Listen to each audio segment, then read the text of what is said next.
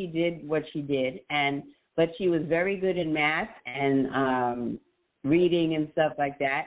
And my grandfather, my mother's father, was from Jamaica as well, and he was a chef.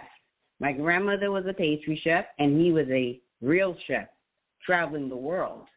And he was very passionate about that. And, you know, I always would like to go there because I've never been to the Caribbean. And his daughter, she is a few years younger than me, which is interesting, okay? So it's an interesting story, you know, when you look up people's names, you know, and you can find out stuff, and sometimes it ends somewhere because there's no more information on that person. But he was a chef and traveled the world, and very renowned for his time and what he did, and he was very passionate of what he did. He loved cooking, my grandfather.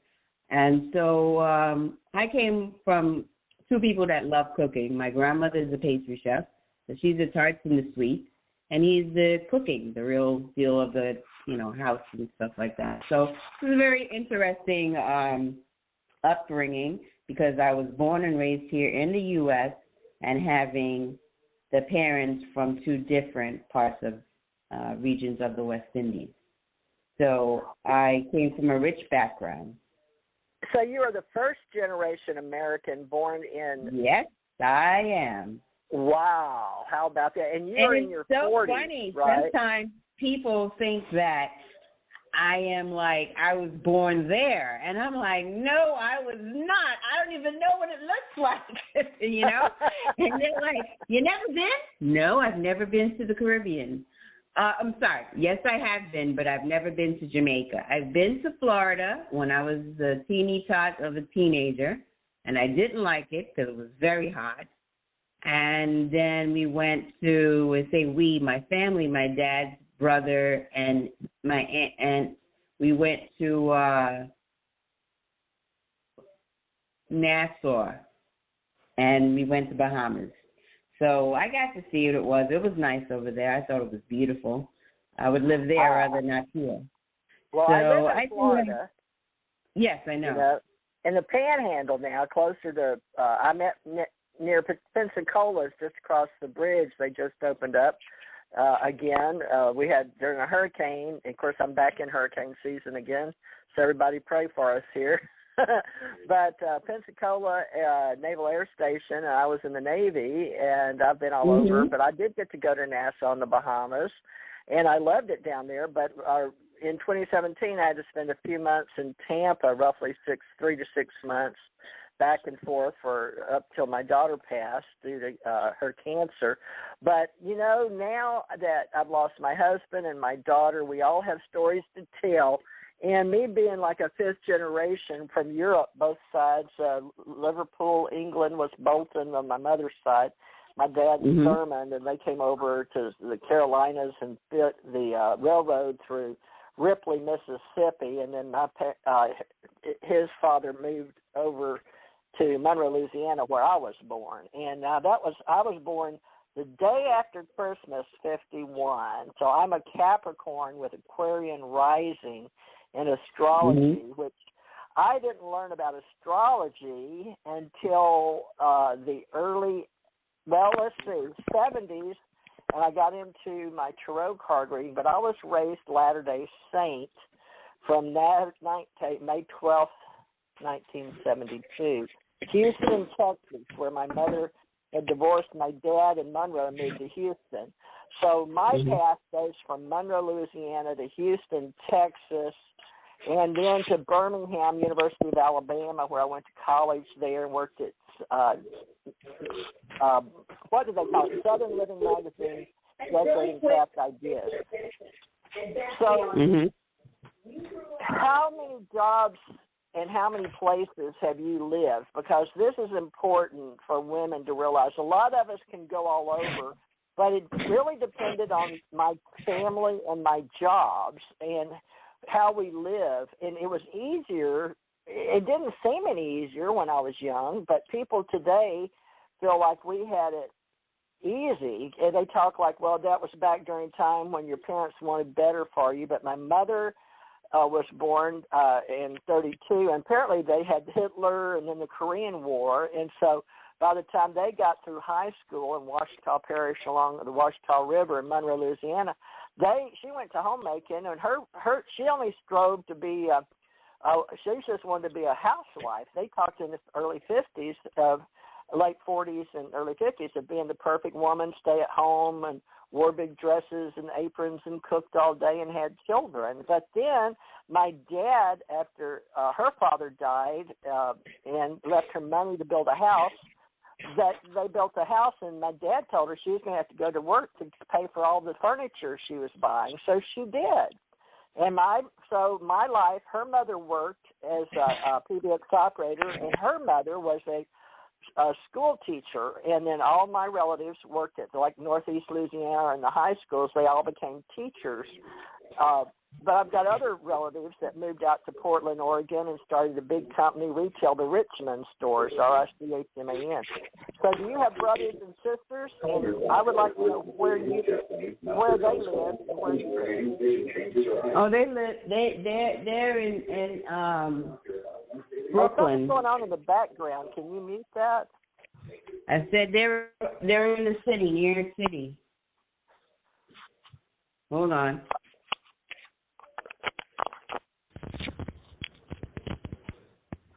You hear me? Yeah. All right, hold on one second.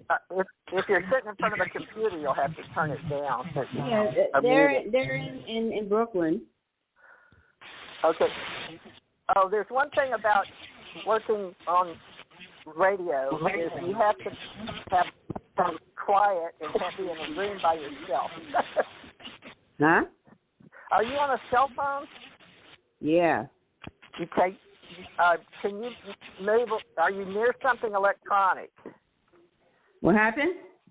Are you near something electronic? I'm in my office. Oh, okay. Well, you'll have to turn off the equipment, or at least step away from. It'll pick up the electronic. It's funny. If I'm near a desk, will it be a problem? Oh no! I just heard there was an awful lot. When you go back and listen to this recording, I turned my computer off. Oh, okay. That's better. Yeah. That way you don't get any feedback. You can have your computer on to refer. You just have to make sure your sound is down. Okay. I have to turn mine off. So, folks, this is our first. We're starting all over again, I guess, for another 9 years with Melinda T Clare from not Hoboken, New Jersey. What city are you in? Huh? You're in New Jersey, right? What city are you broadcasting from on your phone? I don't want to talk about that. Oh, okay. I don't like that stuff. I don't like giving my information out. Okay, but New Jersey, because we're broadcasting from New York, so you should be pretty close to. In other words, you're broadcasting from New Jersey into New York. We have the office right there. Mm-hmm. So all that feedback I'm hearing is just from your equipment. So, yeah. So it's real simple to work with Blog Talk Radio. Folks, if you want to have your own show, you just have to pay the money to have the studio hooked up. And the first 30 minutes, you can learn how to use it. But I've been doing it for 9 years, and I pay for monthly shows every day. And I did it mainly to help people that were having an event. And they asked me to help because people were having me come on their radio shows on Blog Talk. So the gentleman that brought me on said, why don't you have your own show, being that you're a contactee, extraterrestrial contactee, because he found that amusing, and that's why he brought me on. So, here we go, TJ Morris ET. So the TJET radio can be for entertainment tonight or today, or it can be for extraterrestrial. So, being that you have a background and have a beautiful family from around the world, and you're a woman of color, you can help me with today's show because I saw a picture. You've got a beautiful soul, beautiful aura around you, and you're highly educated and a very apparently very well connected in New York because you've been in public relations, not only as a school teacher, as an educator, which runs right down my alley and my background. But I've been in the public relations field a long time. I met a lot of people. Some people you keep contact. Some people, it stays. Some people it doesn't. But I've remained with some people because they do give you interesting projects and work to do, and you can learn from it and grow from it. So you're helping yourself, and you're right. I do a lot. I don't get paid for it. I try my best to work with something or someone that is profitable.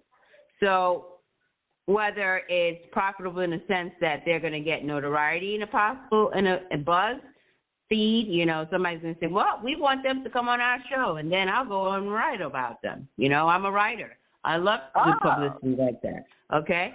So I'll write about you, but I want you to come on. I want you to play the game. You have to be respectful and come in a certain way, because I know if I was the person that she was on the other foot and I'm the maybe athlete or whatever, and I want to get back in the groove, I have to play a certain way with people, respect, boundaries, everything, because if you take it for granted, people just not work with you, and that's just the way it goes. I meet a lot of people who have skills, but if you don't know what you're doing and don't know how to market them, you're lost. And they just don't even get nothing happen with them. Or if it might be their attitude. If their attitude is a little arrogant or nasty, you hear it or I hear it, what's going to happen? One of us is going to say, not. Next person, you know what I mean? So people that want to make or break into the media in any shape or form, you have to remember, come with a humble self, a humble soul. You're there picking up and learning what that person can teach you and bring you somewhere. So an advancement of that person's power or strength, take it as a learning experience and take it really seriously, not just for granted. And that's how I try to talk to people, let them understand. Initially, sometimes people like myself don't get paid. We just are the word of mouth people. Somebody got me introduced to this, to that one, to that one. And then at the end of the day, if the person is worth something and helping them to bring this story, then it comes together and it comes to a head and we can make it happen. Get it in a couple of news stories, newspapers or magazines or both. So it takes time. And this process, there's no right way, wrong way, really. There's just the human way and just trying to be appropriate and courteous to everyone. Because this time that we're living right now, we're living through a very different time than anybody's ever seen. Going back to this pandemic that we're still in, it's still there, So I just try to be respectful to all people, and I don't care what background, how they seem or look, male or female, in our way that we speak and how do we navigate our conversations. The sex of people is something that's being used and the expressions are being changed because of our society. So gender is complicated. Yes, it is. No one has this completely figured it out. Acknowledging this complexity was once the norm. Many cultures before colonization had terms and expressions far beyond what we have available today. So the vocabulary, especially in and around the transgender community, has exploded with a variety of words to express a countless number of genders and facets of gender experience. This is a real big thing. There's like an explosion literally like now when we're talking about words and how do you refer to people, okay? And not because a person might look or you might think because she's a little bit, or he is maybe